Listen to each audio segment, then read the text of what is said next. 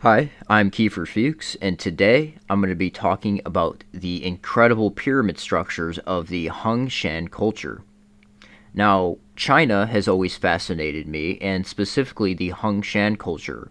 China, because it is an extremely ancient and sophisticated civilization, and Hongshan, because it is the oldest and the origin of Chinese civilization.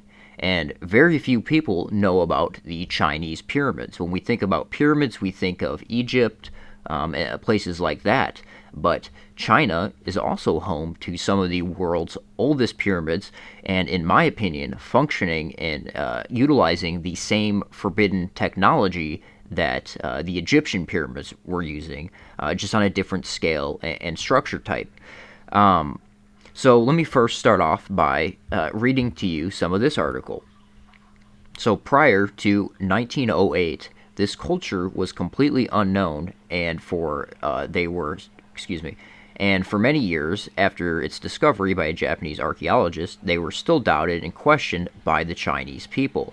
After a good amount of work and convincing, excavations began in 1935. Due to the scope of the Hongshan and their buildings, excavations are still being done today. These excavations have uncovered an extensive amount of artifact and pottery that appear to give an amazing image of their civilization. Among the excavations was the location of a pyramid. Located on the top of the pyramid were at least seven tombs, an altar. The altar at the pyramid holds some of the mysterious and unexplained artifacts of the Hung Shan excavations. So, having covered that, let me switch back to this article. I'll get back to that. So, this is actually what the pyramid looks like. It's still um, an incredibly impressive structure, especially given 5,000 years ago, and quite a large structure, but it's more reminiscent of the mounds in North America than the pyramids of Egypt, but still interesting. And I've posted on my channel documentaries about the Chinese pyramid. This is one of many, and some of them were built later on, and again, typically made of earth, but still massive structures, and in my opinion, utilizing the same technology that the mounds of North America and uh, technology that the Egyptian pyramids were utilizing, as well as many as other megalithic structures all over the world. So let's read some of this article here real quick. But this one is extremely interesting to me because it's the oldest and it's the one that kickstarted the rest of the Chinese pyramids. So Chinese archaeologists has discovered a pyramid-shaped building dating back more than 5,000 years ago in the Inner Mongolian Autonomous Region in North China. The pyramid, located on a mountain ridge 1 kilometer more north of Shijiazhi Township on the Ohan Banner County, is a three-story stone building with a bottom layer being more than 30 meters and 15 meters wide. The pyramid belongs to the Hongshan culture period of 5,000 to 6,000 years ago, an incredibly long time ago, dating back further than the mounds in North America, or at least what they claim. Seven tombs and ruins of an altar were found at the top of the pyramid, an interesting location to put this altar in these tombs, similar to the mounds in North America. There's tombs and religious ceremonies going on with these mounds as well. Again, in my opinion, utilizing the same technology. Now, this is a key part of understanding that. At the site of the altar, there are many fragments of broken pottery carved with the Chinese character Mi, which is rice. So, I posted on my channel a lecture and some talks by John Burke. And if you haven't seen that, and even if you have, please go back and watch that. The research that this man did, a credible scientist by mainstream academia standards, and with all the qualifications that somebody needs. He came up with the theory, which was demonstrated with scientific research and studies, that these structures, these mounds, etc., were a piece of forbidden technology that channeled Earth's natural energy. And what he demonstrated that is that you can place seeds on the top of these mounds and gain much larger yields from your crop. So it's literally charging the seeds with energy. And he gets into more detail about it and gets into the ins and outs of what's really going on there. But again, creating a much larger yield. It's incredible. You're literally taking the Earth's energy and charging your seeds up. And again, he demonstrated this. So it is extremely important for a civilization to grow and be sustainable, for them to have large yields and enough food to feed everybody. We take that sort of thing for granted these days because there's food everywhere. But back then, that was extremely crucial. And my analogy for the mounds of North America have always been that of the railroads of our day. Now, it's completely different, but hear me out here. My thought process with it is the railroad structure that we have today was extremely important to creating an interconnected and advancing our civilization to the point that it's at today. So in the future, tens of thousands of years from now, when the wood and the steel rots away, a new civilization is going to come around and discover, because that's how the Earth works.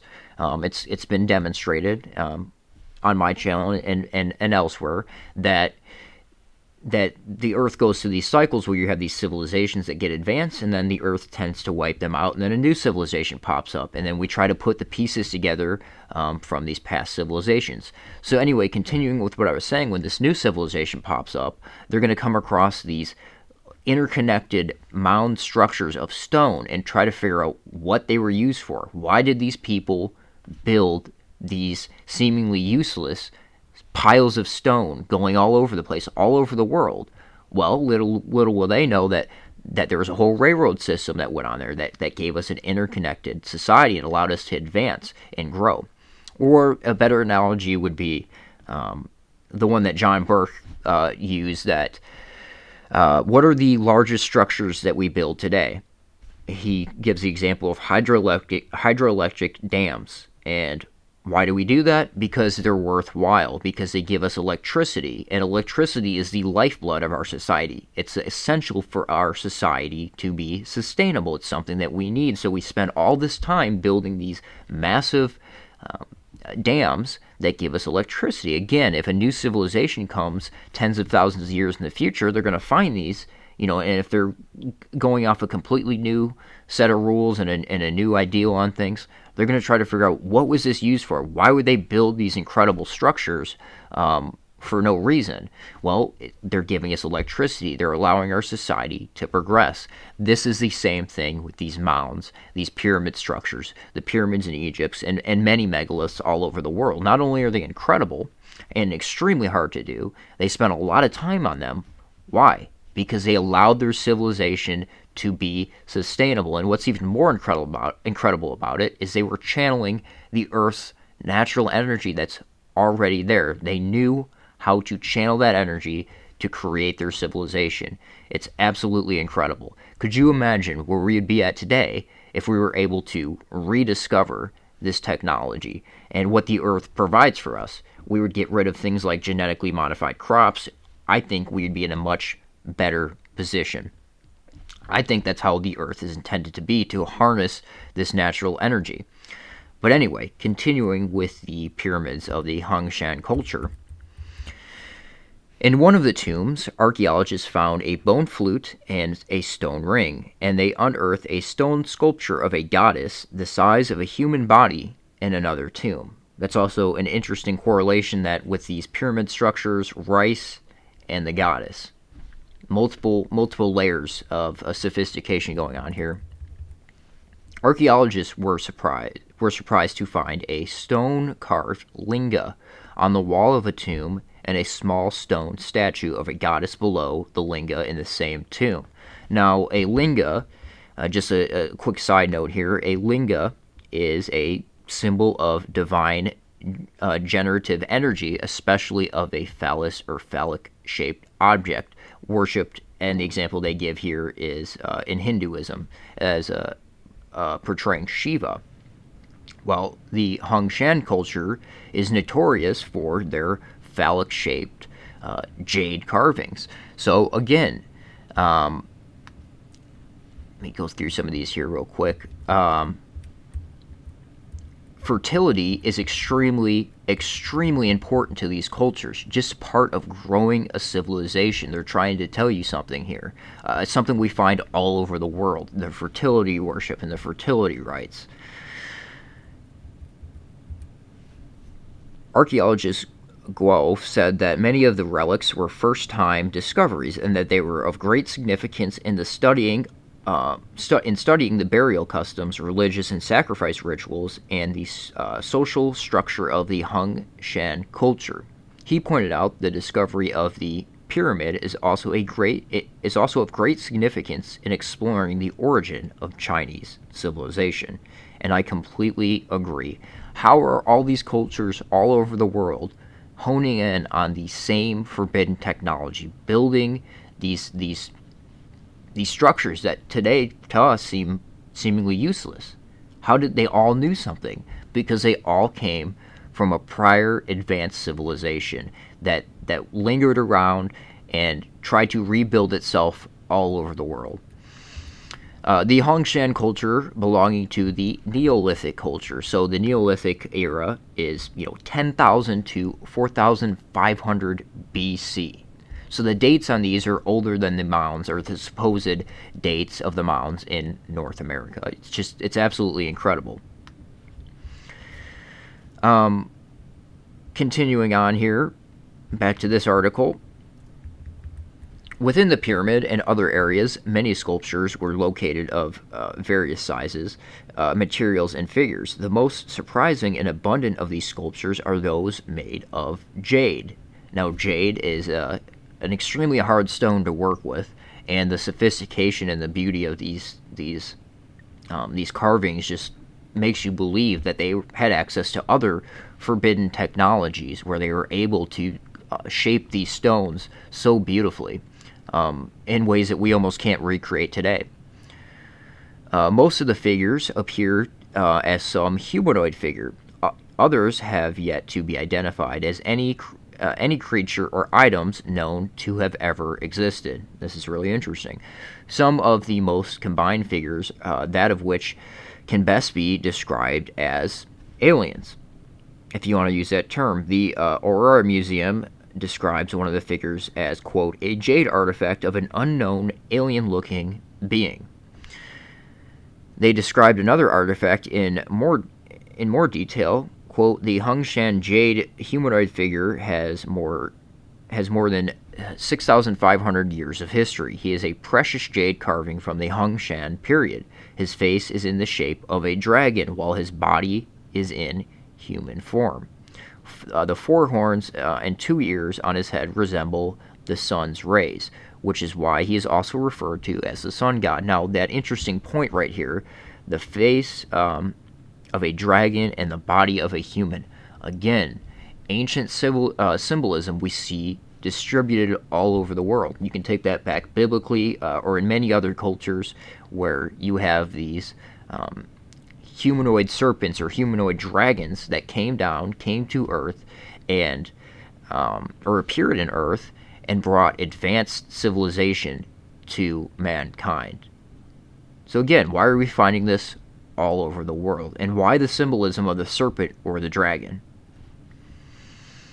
Again, you can take it back biblically with the fallen angels. That's one way to look at it, and there's many other ways to look at it. These odd-shaped figurines have never been seen before in any Neolithic culture. Not only are the alien-type figurines only seen in the Hongshan excavations, but they are the only figures made of jade with such perfection that no carving marks have been found. So again, such perfection that no carving marks have been found. How were they doing this? I feel like these are the questions we need to be asking ourselves. I think it's simpler than we think. I think they're harnessing technologies that the Earth is already providing to us. We just need to relearn how to harness these technologies. Um, so moving on to this, I want to show you a little bit of this video. So this is the Hongshan region. This video comes from a channel, Vlad9VT. He's a Russian guy, and he does these great presentations and slideshows on forbidden archaeology and incredible artifacts from all over the world. If you come across it, he's pretty much covered it. So I'll put the link for this video in the description below. But he did a great job of demonstrating some of these artifacts. And again, I just want to go through some of these. Strange alien-looking figurine. Stone ring. Incredible sophistication here.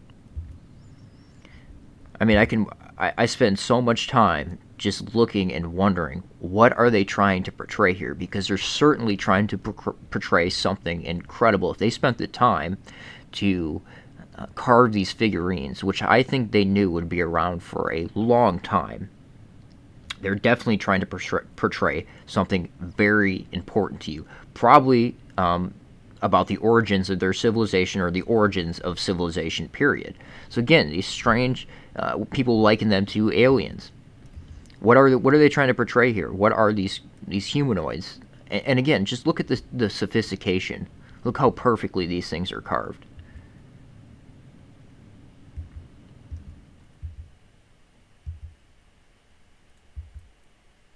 Strange looking face.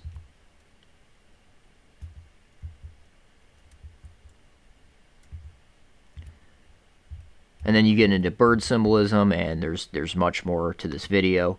I just wanted to show you a little bit of that.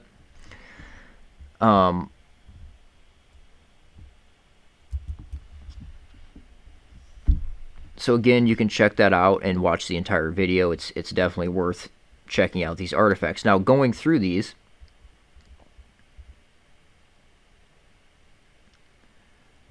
I can't help but notice the similarities between the Hongshan artifacts and how much Hongshan prized jade. It was an extremely important material to them, similar to Mesoamerica, and I'm sure other people have made this connection as well, but the similarities between their artifacts and the Olmec artifacts, which is an interesting civilization in itself, and how much they prize jade. And again, many of the Olmec figures look Oriental. Incredibly sophisticated jade carvings. So what was the importance of jade to these people? That's a question you need to be asking yourself. And you see all kinds of strange representations here. Almost looks like a dog-headed person. And then you have to highlight how Oriental many of these carvings look like.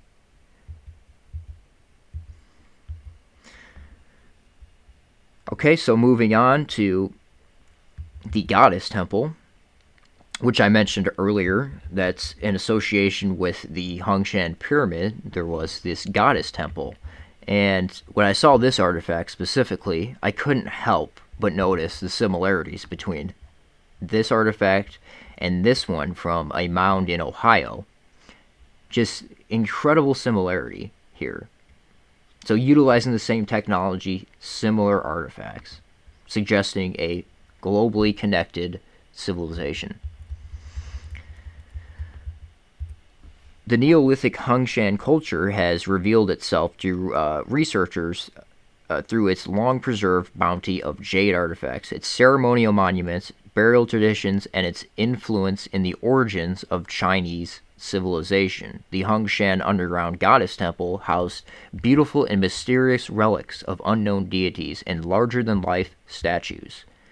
Discovered in 1983, it can be said that no other site typifies and imparts the Hongshan spiritual heritage more than New Heling, featuring an underground goddess temple complex, ancient relics, cairns, mounds, altars, and graves.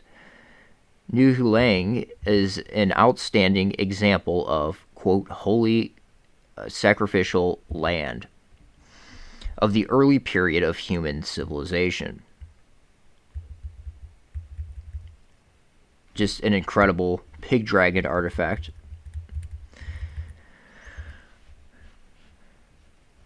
The sprawling Nuhulang Neolithic archaeological site, spanning more than 50 square kilometers, 19 square miles, in northeast China, is comprised of multiple locations with monumental structures located in the Manchurian province of Laohulang.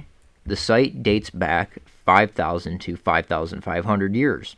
The ancient Nuhulang site was reserved for religious purposes, ceremonies, burials, and rituals, as no evidence of dwellings or settlements have been discovered there, which is an interesting point. Reports that the area, it reminds me of the Miamisburg Mound in Ohio. Just a lot of similarities there. UNESCO reports that the area has been separated into several different categories by researchers, including the goddess temple, the platform, the stone mound, the sacrificial altar, the building foundation, and the cellar. Some of those rice pottery. Goddess temple. One or more notable monuments at Nuhulang is the Goddess Temple, so named by archaeologists who discovered a clay female head sculpture with its eyes inlaid with jade. The temple was an underground religious complex made of earth and wood structures and chambers. Now, an interesting point, could be meaningless, but the eyes were inlaid with jade. The old saying is that the eyes are the windows of the soul. I wonder if they didn't do that for a specific reason.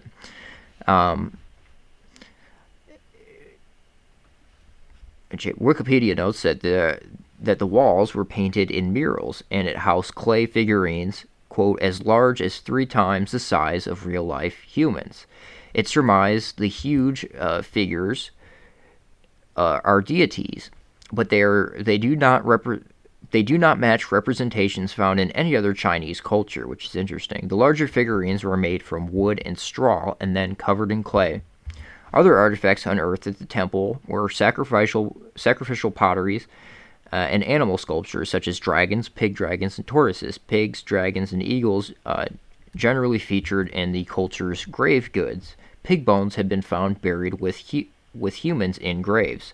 And the Hongshan artifacts are some of the earliest examples of jade work. Earliest examples and most sophisticated. It's interesting how that works. Fertility was a major theme in their work, with fetus and pregnant women objects featuring repeatedly. The stone temple is deemed one of the earliest sacrificial sites in Northeast Asia. So, 14 stone mounds. So again, similarities, what you find even in North America with these mounds. And then once you understand the technology they're harnessing, you understand why these were constructed, and you start to see correlations between these civilizations. 14 stone mounds dot hilltops at Nuhulang, each containing multiple graves representing a clear hierarchy. UNESCO reports, first, a large grave is located at the center, dominating other graves. The central grave, spaciously constructed, is deeply anchored into its rock foundation. A stone coffin, whose inner wall is neatly constructed, contains a variety of jade articles without other burial objects, such as pottery and stone objects. Jade objects were prized. And here's an example of... Here is an example of these graves. Again, a lot of similarities with these flat stones that you find in mound sites in North America.